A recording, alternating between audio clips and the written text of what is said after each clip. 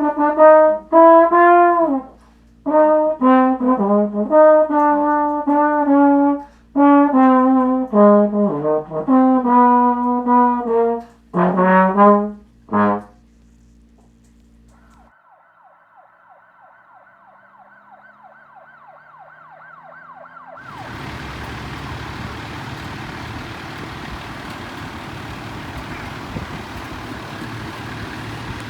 ready to do this, Davis?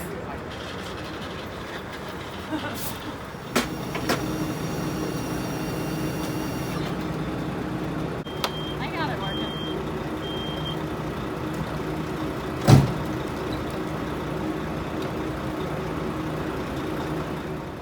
We made it on the bus. We did, barely, but we did. Oh boy, there's a lot of beeping. Yes. Why are we hearing beeping? Because the bus door won't shut where the wheelchair lift was.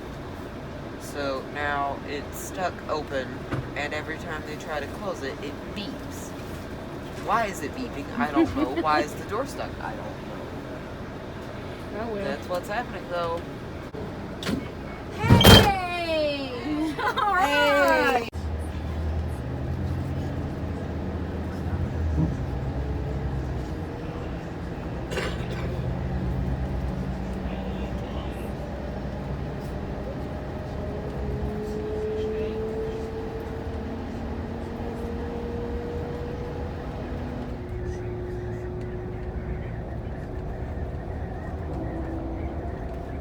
I'm cold. You're cold? Yeah. I'm not cold. I mean, I'm not cold. I'm just shivering for no reason. We are on our second leg of the trip to Cincinnati. We're sitting in Knoxville. The folks here know exactly what they're doing with the wheelchair lift. Of course, the other one could have been defective. I don't know. If you're cold, you got a blanket right there in your lap, baby. Oh yeah, I do. And a jacket. Oh yeah. This hotel was recommended to us as one that has a kitchen, but unfortunately it does not. Davis is making do. We were figuring out some chicken from Kroger. We had it brought here from Instacart and put it in a glass Pyrex bowl that I added to the Kroger order. Where? Then we do have a microwave in the room, so there is that. We can't just pick up food from a restaurant and have it Postmated or something because we're not familiar with the restaurants here, and Davis has really severe food allergies. I got some shrimp tacos delivered, and I decided to try kombucha for the first time. It's actually pretty good, really surprised, and got some watermelon with the Instacart order, so that's going to be delicious. And then tomorrow morning we head on over to Cincinnati Children's for Davis's very first injection of the dupilumab study. So Davis, what did you think of your very first time on a Greyhound bus? I thought it was very weird and very loud. Elaborate on that. Why don't you? Because I was asleep for most of it. I wish you were asleep for most of it. You maybe would have missed some of the language and other color commentary that was happening with. Yeah.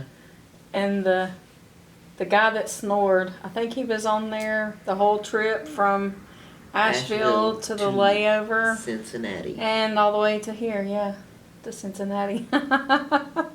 He snored so loud, people on the bus were trying to wake him up. It did no good.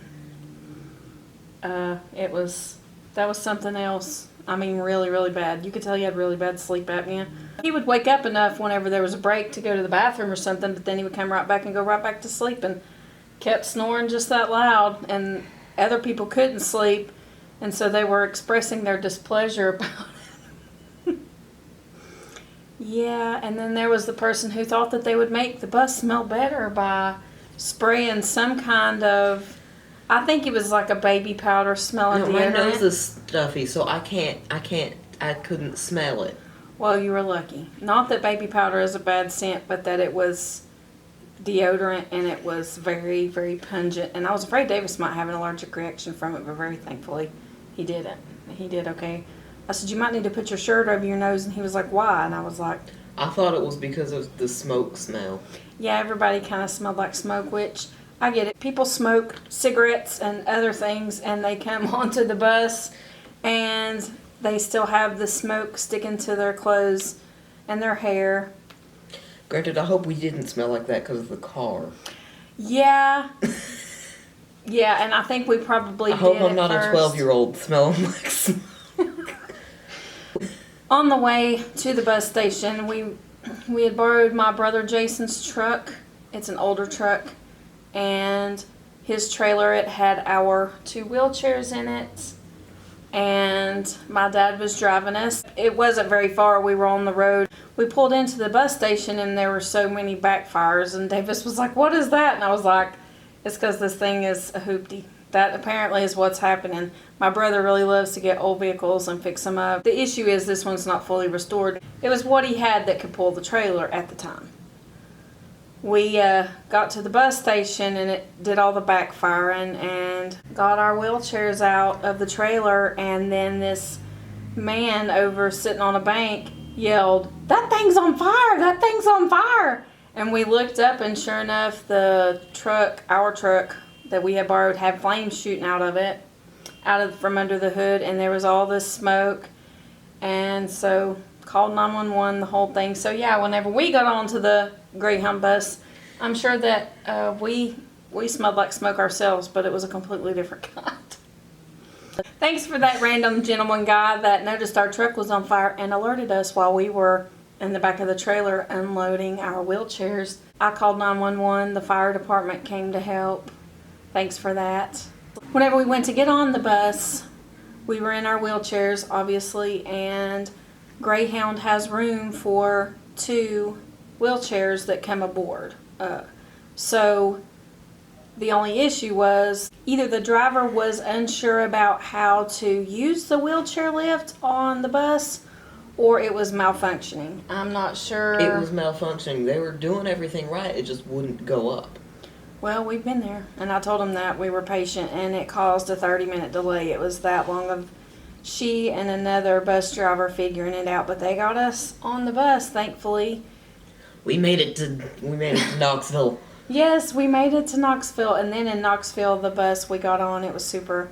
They were really efficient, super quick with getting us on that bus, and then there was just a very short layover in Lexington, and then we were in Cincinnati. And the shuttle driver picked us up and brought us to our hotel. And we have prepared chicken in a microwave and a bowl of water. Have never done that before.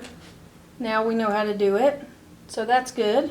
We're about to go to sleep. And tomorrow morning, Davis needs to be at the appointment to get his very first injection for the study. Woo, I'm going to get stabbed. We obviously won't know whether it's medicine or placebo.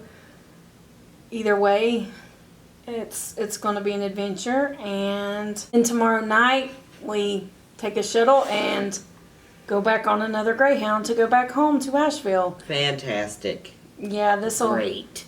This will be a midnight ride, and then we'll get back home a little after 8 in the morning. It's the only bus that was available that goes that way. This has definitely been an adventure, has it not? Yes, it has. It definitely has. We'll be very glad to have our own schoolie back, our own little bus to travel in. Are you very grateful for our bus now? Yes, I am. Yes, very much so. Not that we are not very thankful for Greyhound. It's an option. It was available to us. We are very, very thankful. It's just not our bus. Yeah. But one thing I don't understand, at all the other Greyhound stations, the Greyhound was gray. But at the one in Lexington, the Greyhound was gold. Why? These are the things he asks. Why? Please send help. Why? Don't have the answer for that, son. You will email them and you will ask. We were laughing until we could not breathe because of the guy snoring. Oh, Lord. And then the remarks that people were making because of the guy snoring. It was so loud. It was bad. Sleep. And then the probably the worst thing was, I don't think the guy got off at his actual stop. He woke up in Cincinnati going, oh no, oh no. I wasn't in the bus for this part. And I know he slept through the Lexington stop, so maybe he was supposed to get off at Lexington. I don't really know. I hope not. Sir, I pray you made it to your proper destination. Yeah. Yeah. Let's hope. And I also will say that I pray that you're not on our return bus. I'm sorry, but please no. Because we want to sleep. Another thing for any Greyhound users to note, whether you ride a wheelchair or not, is that whenever you're on the bus and it's going to a stop where there's just a short layover, but you're going to be staying on that bus, and then they load on wheelchair users that are riding in their wheelchairs, they will, unbeknownst to you, squeeze the seats up while you're off the bus getting a snack or whatever to put the people in wheelchairs in.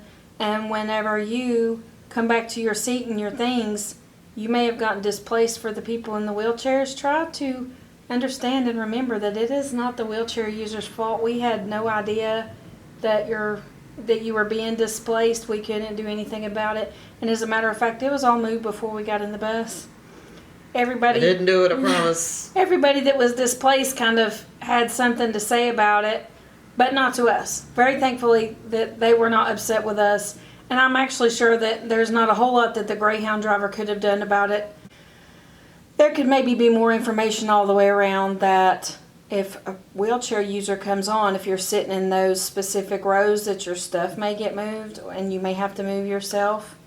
That could have been really helpful for people to get back on the bus and not be upset that their things were moved. Everybody was really super gracious about it, though. We really were grateful for that. With that being said, we're going to turn in for the night and get some sleep, get up in the morning, go to Davis's appointment, see a little bit of the city tomorrow before we climb back on another Greyhound tomorrow night. See y'all later. Bye.